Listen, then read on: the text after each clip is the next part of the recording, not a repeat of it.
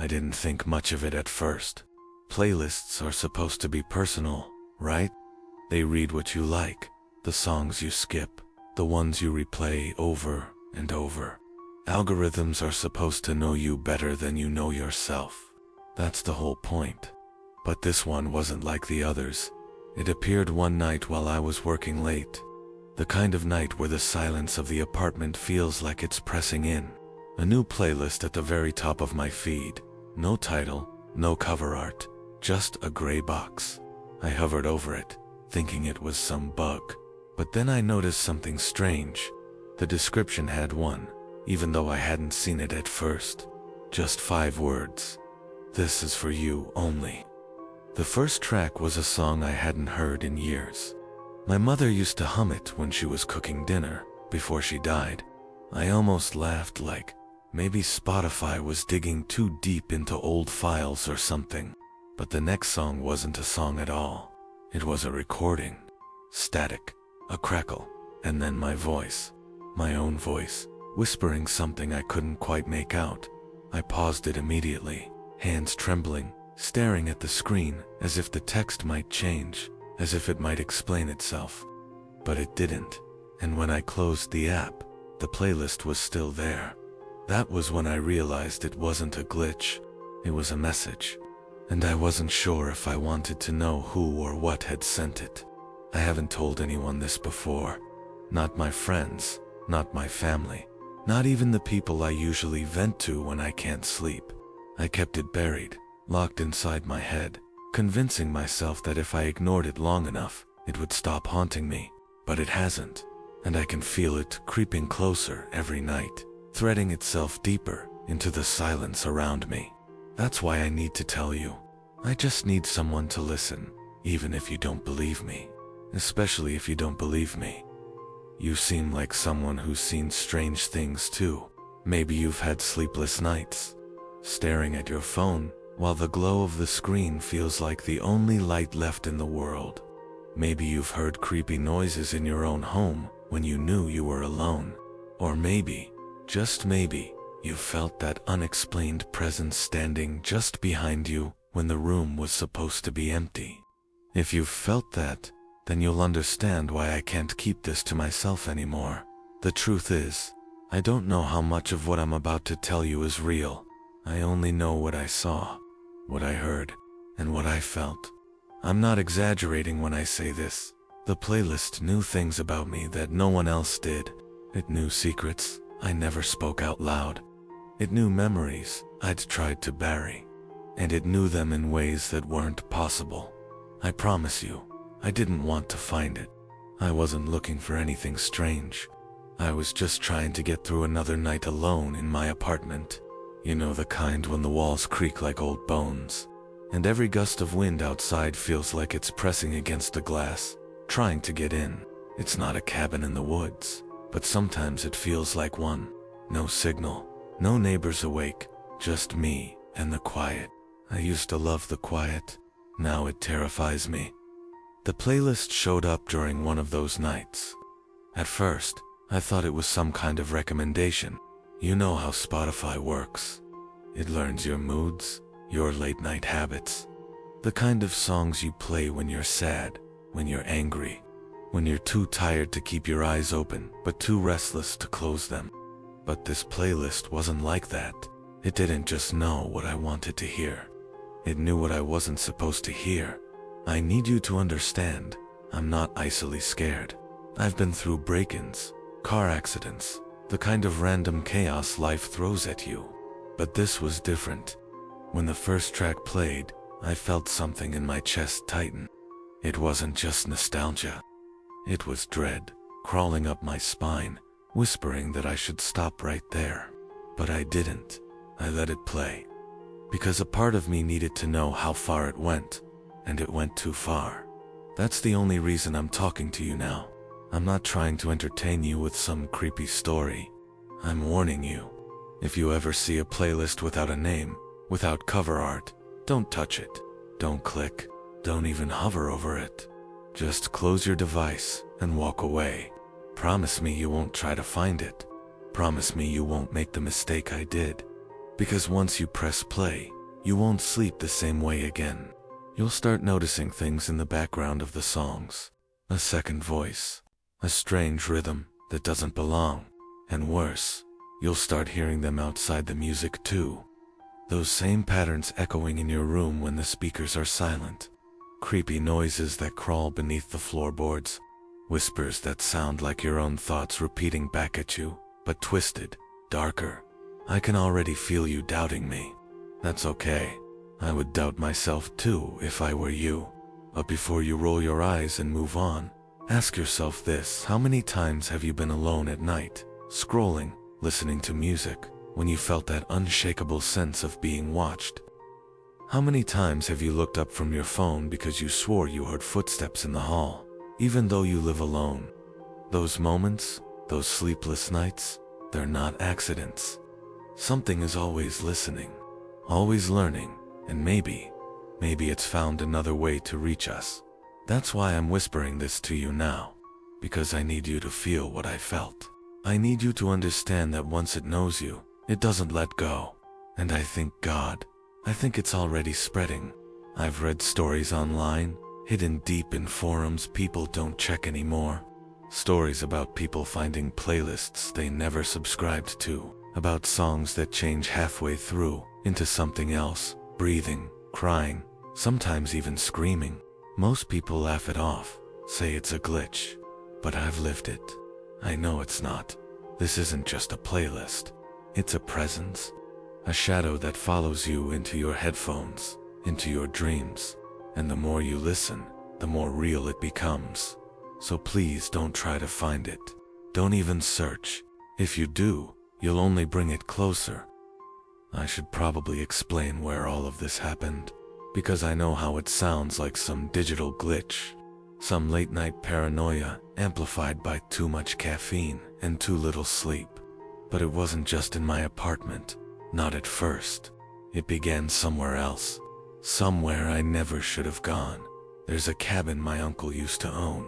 Technically, it still belongs to the family, though no one really visits it anymore. It sits out in the woods about an hour outside of town, hidden behind a stretch of dirt road that most GPS maps don't even register. You wouldn't stumble across it unless you were looking, and even then, you'd probably think twice about going inside. The first time I saw it, I thought it looked like something from an old horror movie. Weathered wood slats, warped from decades of storms, a roof that sagged slightly in the middle, as if it were tired of holding itself together. The windows were too small for the size of the house, like dark little eyes that seemed to follow you no matter where you stood. I used to joke with my friends about it when I was younger, how the place looked like it was breathing, inhaling with the wind and exhaling when everything went still. But when I stayed there alone for the first time, I realized it wasn't funny. Not at all. The inside smelled faintly of mildew and cedar smoke, even though the fireplace hadn't been used in years. The floors creaked, even when I stood completely still. And I swear the walls carried sound differently, like whispers stretched longer, echoing in places they shouldn't. I told myself it was just the structure aging, the kind of groans old wood makes when it settles. But even then, I felt that quiet pressure at the back of my neck, that sense of being watched. The locals had their own stories about the place. They said people used to gather there, not for hunting trips or vacations, but for reasons no one wanted to explain. A few claimed they saw lights in the woods at night, strange, flickering shapes that weren't from lanterns or flashlights. Others swore they'd heard music drifting out of the cabin long after it was abandoned, low and droning, almost like chanting. My uncle brushed it off as gossip, the kind of small-town rumors that stick around because no one has anything better to talk about. But gossip doesn't make you wake up at 3 a.m. convinced someone is standing at the foot of your bed. That first night in the cabin, the silence was unbearable. You think you know quiet when you live in the city or even the suburbs, but it's nothing like the woods.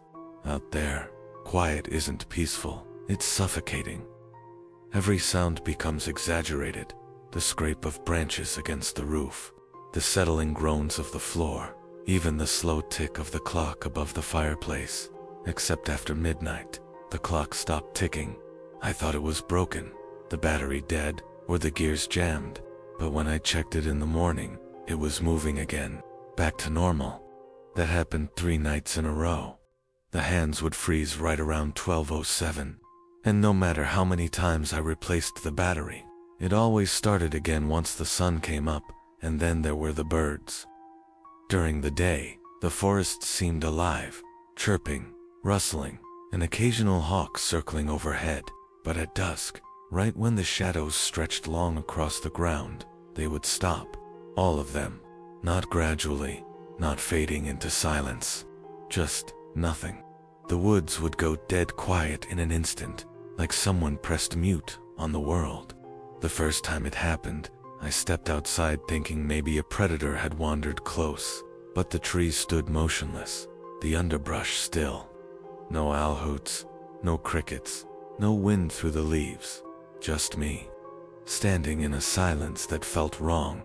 It wasn't until the 3rd night that I saw something in the reflection of the cabin window. I was cleaning up after dinner, a single dim light burning above the sink, when I caught movement in the glass. At first, I thought it was my own reflection shifting as I turned my head. But when I froze, the figure didn't. It lingered half a second longer, like the glass was showing me something that wasn't really there. Its shape was hard to describe, too tall, too thin, and bent forward as if it were listening. And then it was gone. I didn't sleep that night. I lay on the couch, staring at the ceiling, trying to convince myself it was a trick of the light. That's when I heard it, the faintest sound, like someone humming. Not from outside, but from inside the cabin. The melody was slow, stretched, broken in places, but unmistakably human.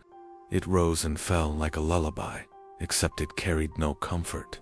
I wanted to get up, to find the source, but I couldn't move. My body locked down, my breath shallow, as if the sound itself pinned me there. When the sun finally broke through the cracks in the boards, I felt like I'd been released. The humming stopped. The birds started again, and the cabin went back to being just a cabin. But something in me shifted. I couldn't shake the thought that I hadn't been alone, not really. That something in those woods, or in that house, was watching, listening, waiting. That's when the playlist first appeared. The timing couldn't have been a coincidence. I'd set my phone on the table, still in airplane mode, because there was no signal out there.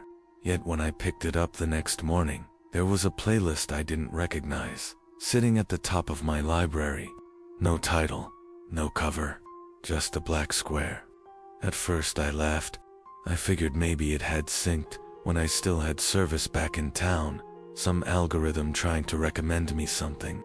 But the songs were wrong. The first track was called 12:07, the exact time the cabin's clock kept stopping. The second was the silence outside. The third was humming at the window. Every title described something that had happened in that cabin. Things I hadn't told anyone.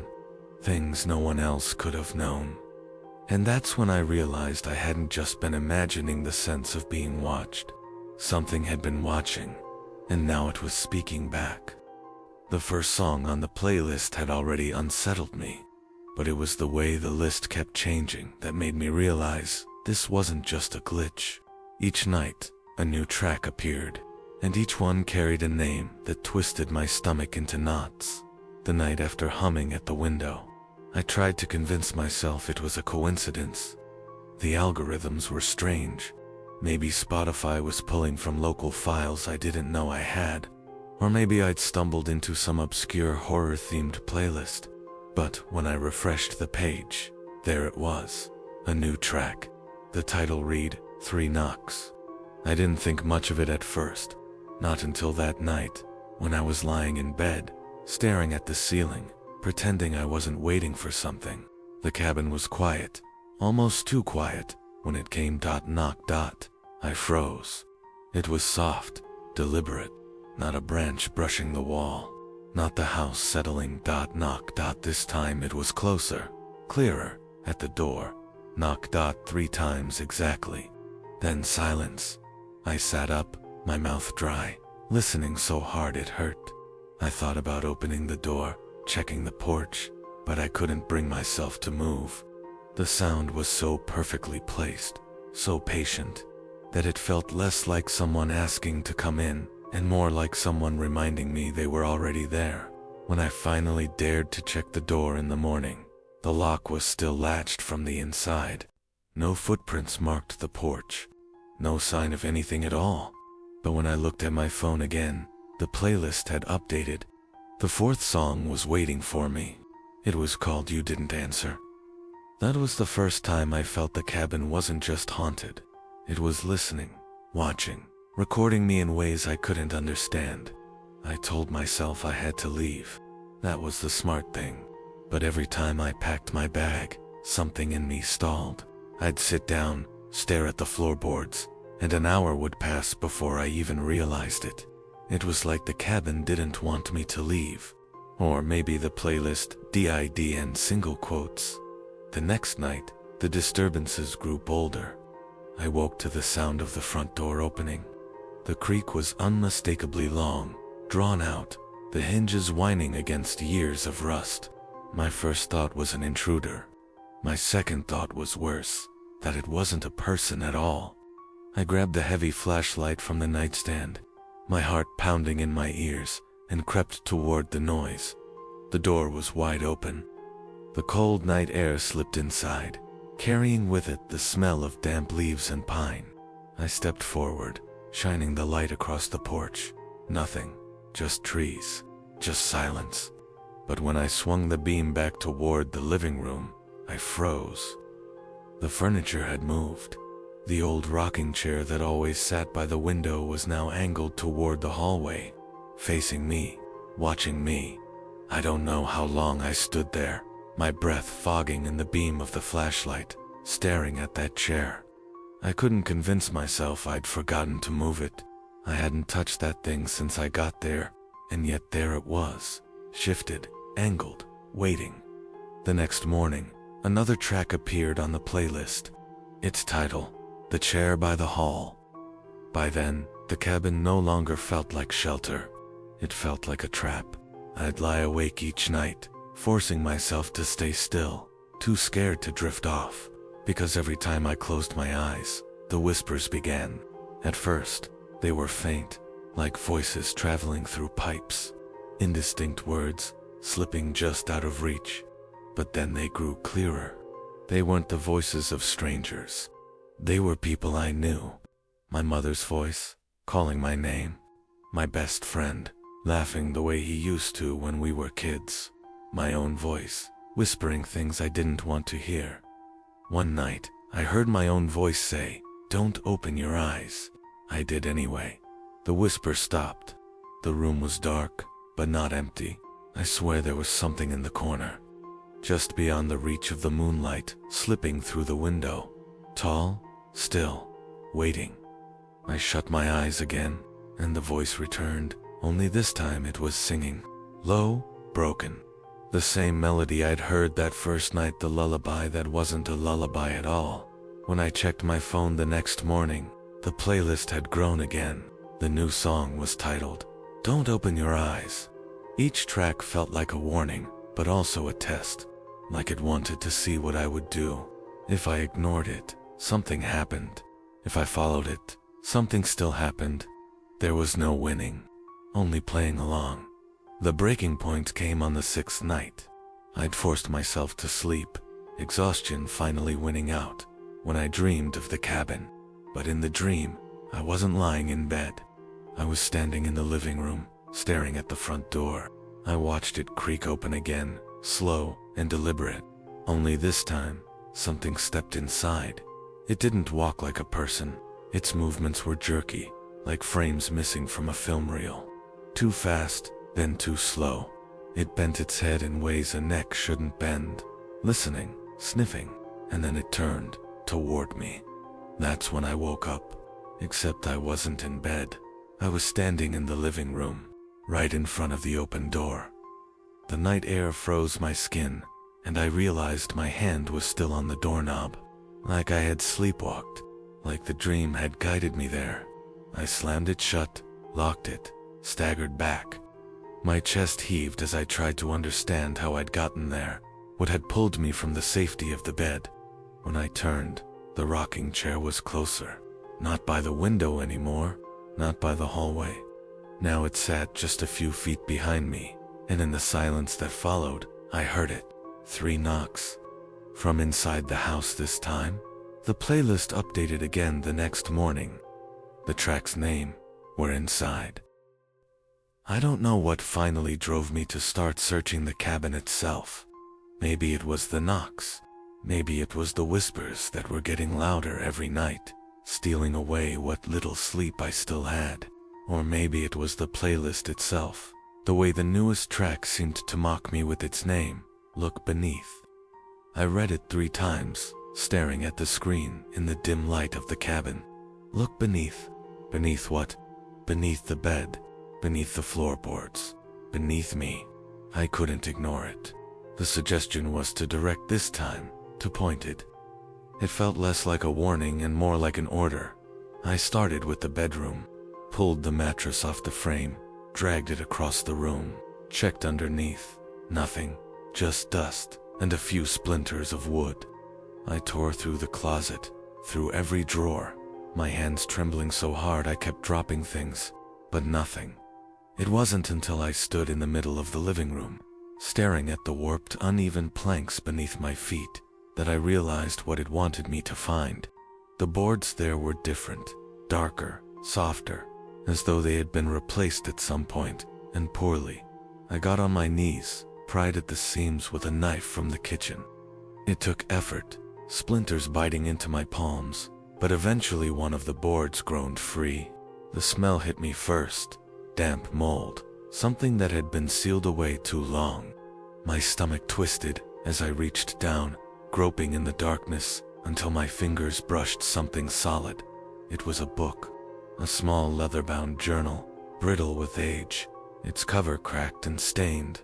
I pulled it into the light, wiping the dust away, and began to read. The entries were scrawled in shaky handwriting, but legible enough. They belonged to someone who had lived here long before me, decades, maybe longer. The first pages spoke of ordinary life, hunting. Winters are so harsh, the pipes froze. Loneliness. But then, the tone shifted. The writer began describing noises in the night, knocks, whispers. Songs hummed from empty corners of the cabin. I stopped, staring at the words. They matched mine exactly, almost word for word. The deeper I read, the more the entries twisted into paranoia. The writer claimed the house wasn't just haunted, it was feeding, drawing something out of them, pulling them closer with every passing night. They wrote about songs appearing on the radio, about hearing voices long dead calling from the woods, about being guided, step by step, to uncover things they were never meant to see. The final pages were the worst. The writing was frantic, desperate, ink smudged with what looked like tears, or blood. It wants me beneath the house, one passage read. It sings to me until I follow. I can't resist anymore. The very last entry was barely legible, just one sentence, scrawled again and again, until the page tore through. The playlist is not music. It is instructions. I sat there, the journal trembling in my hands, the air in the cabin so thick it felt like breathing underwater. For the first time, I realized this wasn't about me. Not specifically. This had happened before. Maybe it had happened to everyone who stayed here. The cabin was a machine, and the playlist was how it spoke. And then, I saw it. At the very back of the journal, something carved into the leather itself, almost hidden. A warning. 4 words, etched so deep, the letters cut through the cover. Don't listen too long. My heart pounded as I flipped back to my phone. The playlist had updated again, right on cue. The new track waiting for me was called Read It All. I dropped the journal like it burned me. The boards yawned open beneath me, the space gaping like a wound in the house. I swear, I heard something move down there, not just settling wood or the scuttle of mice. breathing, low, patient breathing. Rising up from beneath the floor, I forced the boards back into place, hammering them down with shaking fists until the sound was muffled again. My mind raced, connecting the dots too fast to control. The whispers, the knocks, the songs that predicted everything I did. They weren't random haunting, they were stages, steps in a ritual. The playlist wasn't entertainment. It wasn't curated for me. It was leading me, preparing me. The journal confirmed what I already feared. No one leaves this place the same. The writer had been broken down piece by piece until they followed the voice beneath the cabin, until they joined it. And now it was my turn. That night, the cabin didn't even bother with subtlety. Every creak, every shadow stretched long and sharp, as though the walls themselves were leaning closer. The whispers weren't distant anymore. They were right against my ear. I couldn't make out words, but I could feel the meaning, urgency, hunger. I tried drowning it out. Headphones, music, anything.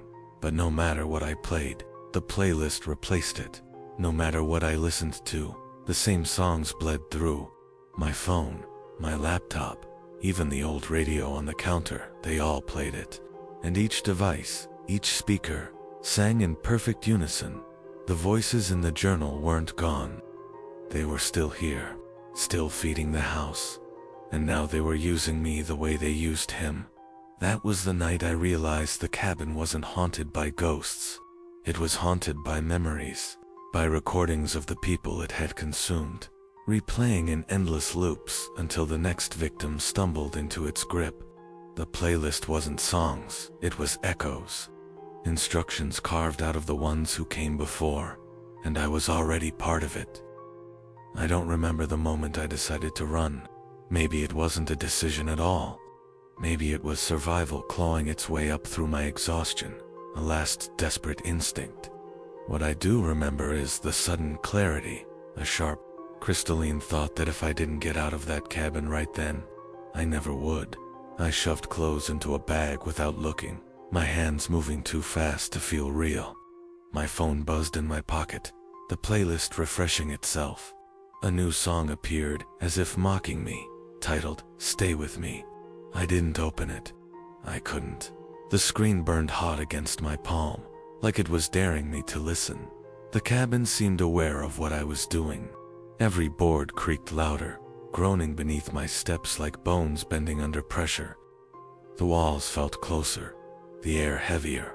By the time I stepped out into the night, I was shaking so hard I could barely lock the door behind me. The forest was too quiet. No wind, no insects, no rustle of branches. Just silence, deep and absolute, like the world had been muted. I told myself it didn't matter. I just had to keep walking. I just had to find the road. But the woods didn't want me to leave. The path I'd driven down a dozen times was gone, swallowed by trees that hadn't been there before. The headlights of my car should have been visible through the trees, a silver gleam in the distance. Instead, I saw nothing but endless rows of trunks, stretching deeper than my flashlight could pierce. I walked faster. 10 minutes, 20, an hour, maybe more. The cabin should have been far behind me, but every time I looked back, I could see its roof peeking through the trees. No matter which way I turned, it was there, always there. The playlist updated again. Another song. You're going in circles. I screamed and hurled the phone into the trees, but the sound didn't echo. It was swallowed, just like everything else. And when I checked my pocket, the phone was still there, glowing softly, waiting for me to notice the next track. I ran. I don't know how long. My legs burned, my lungs tore in the air, but the forest bent in ways it shouldn't have. The trees leaned together, funneling me back toward the same place. No matter how far I went, the cabin grew clearer, closer. Its dark outline waiting at the center of the woods. At some point, I collapsed. My body wouldn't go on. I lay on the cold ground, staring at the canopy above me, the branches blotting out the stars like grasping fingers. My phone lit up again. This time I didn't stop. I let the song play. It wasn't music. It was a voice. My own voice. Whispering things I had never said, but could have. Confessions I hadn't admitted. Fears I hadn't shared. Every secret I'd buried, unraveling in a steady rhythm. Like lyrics pulled straight out of my chest, and beneath it, layered so low I felt it more than heard it, was the breathing. The same deep, patient breath I'd heard beneath the floorboards. It was closer now, surrounding me, seeping into the soil, into the air, into me. I don't know how long I lay there listening. It could have been minutes. It could have been hours. All I know is that eventually, I stopped fighting it. The fear burned itself out, leaving behind something hollow, something almost peaceful. When I stood again, I wasn't trying to escape anymore. My legs carried me back toward the cabin on their own, slow and steady, like I was following a song only I could hear. The building loomed against the tree line, its windows faintly glowing, though I knew no lights were on inside. The door opened without me touching it. The air inside was warm, heavy, expectant. I stepped across the threshold, and the playlist shifted one final time. No more titles, just a single track, unmarked, waiting. I pressed play. What I heard wasn't music, and it wasn't just voices. It was everything. Every laugh I'd ever had, every sob, every whispered secret, every sound I thought the world had forgotten, all layered together, woven into something vast and endless. A song made of lives. A song made of memory. The journal was right. The playlist wasn't entertainment. It was a map, a recording, a ritual dot. And now my voice was part of it. I wish I could tell you I left, that I broke the cycle. But the truth is, I don't know anymore. Sometimes I wake in the cabin, sometimes in the woods, sometimes in the songs themselves, drifting through speakers far from here, whispering to strangers I'll never meet. Maybe you've heard me already. Maybe that's why you're still listening. If you ever find yourself in the woods, and you hear music playing where it shouldn't be turned back, don't follow it. Don't let it guide you. And above all, don't listen too long, because once you do, you'll never stop. I don't know how long it's been since that night. Time feels elastic now. Sometimes hours slip by like seconds. Other times a minute stretches on endlessly, thick and suffocating, as if something unseen is forcing me to stay inside it.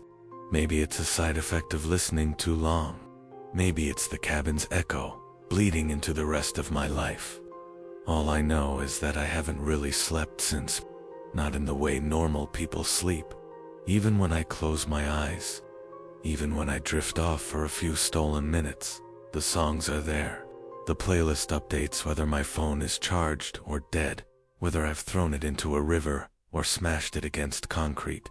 Somehow, it always finds its way back into my pocket, glowing faintly as if it's been waiting for me to notice. I've given up trying to destroy it. You can't kill something that was never really alive. And the songs themselves, they've changed. At first it was just whispers, a looping breath, a soft voice that almost blended into static. But now they're clearer, sharper. Sometimes they even sound like people I know. My mother laughs, even though she's been gone for years. A friend I lost touch with. A teacher I barely remember from grade school. Every voice I've ever heard, collected, cataloged, stitched into melodies that aren't melodies at all. Do you understand what that means? It's not just me. It's everyone. Every moment of sound, every stray word, every sigh, all of it is being recorded, woven into something greater. And when you hear it, when you let yourself listen long enough, it doesn't just play back to you. It pulls you in. That's what the cabin was for. A place to gather voices.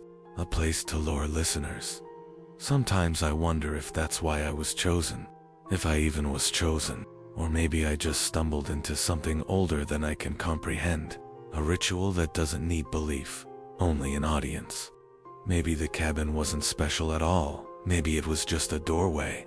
and I walked through without realizing. You have to understand, I didn't want any of this. I wanted silence. Peace. I thought an isolated cabin would give me that. Instead, I found the opposite. Now silence feels impossible. Even in the quietest rooms, even buried under blankets with the world shut out, I hear it. A faint hum, a low vibration, like a song waiting beneath the skin of the world, patient and endless. I've stopped telling myself it isn't real. I know better. It's real enough to ruin me. Real enough to follow me no matter where I go. Real enough that I can't go more than a few hours without the playlist refreshing. Without some new track appearing with a name that makes my blood run cold. Titles like Don't Pretend You're Alone or This One's Just For You. Sometimes the titles are dates. Dates I don't recognize at first, until I live them. Birthdays, arguments, moments I haven't even had yet. The songs I know before I do. I don't tell anyone anymore. Who would believe me? If I tried, they'd think it was a breakdown, stress, maybe paranoia, and maybe that would be easier to accept. But when the songs shift mid-play, and I hear my own voice narrating events as they happen down to the sound of my breath, the scratch of my pen, the tiny click of my throat when I swallow, I know there's no pretending left. Something is listening. Something is always listening. I think about the cabin more than I should, about going back, about burning it to the ground, though I don't even know if fire would touch it. I wonder if the cabin even exists in one place. Maybe it's already somewhere else, waiting for another set of ears.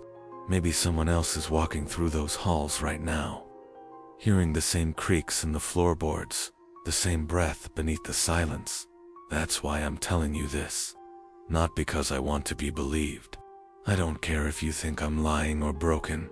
I'm telling you, because if you ever find that place, if you ever see a cabin where there shouldn't be one, if you ever hear a song playing without a source, you have to turn back. Don't linger. Don't explore. And whatever you do, don't listen. Promise me that. Please. Promise me you won't let curiosity win. Promise me you won't try to find what I found, because once you hear it, it doesn't let you go. Some nights I think maybe I should give in completely. Stop fighting. Let the songs take me wherever they're trying to pull me. Other nights, I cling to scraps of resistance, telling myself I can outlast it, that I can learn to live with the whispers.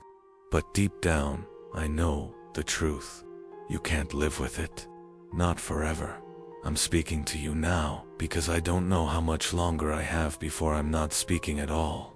Before I'm just another voice, folded into the endless chorus, replaying for the next person who stumbles across the playlist. Maybe you'll hear me again, someday. Not here, not like this, but in the shuffle of some nameless track, whispering things I don't remember saying. And if that happens, if my voice finds you again through a speaker or a pair of headphones, know that I tried. I tried to warn you. I tried to make sure you didn't follow me into the dark. But if you're still here, still listening, then maybe it's already too late. I don't know why I'm still talking, or why I'm even recording this.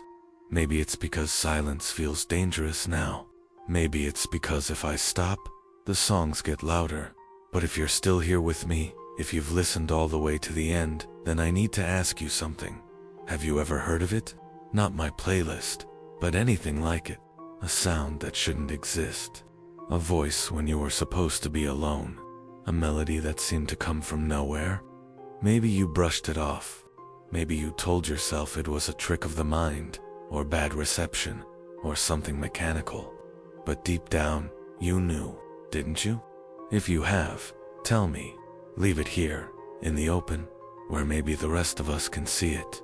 I read every single story, every confession, because I don't want to be the only one who knows what's out there. And maybe, if enough of us speak up, we'll start to see a pattern, a map of the things that were never supposed to be heard. But one more thing, a warning. Don't go looking for the playlist. Don't search for the cabin. Curiosity is what feeds it. That's what I've learned the hard way.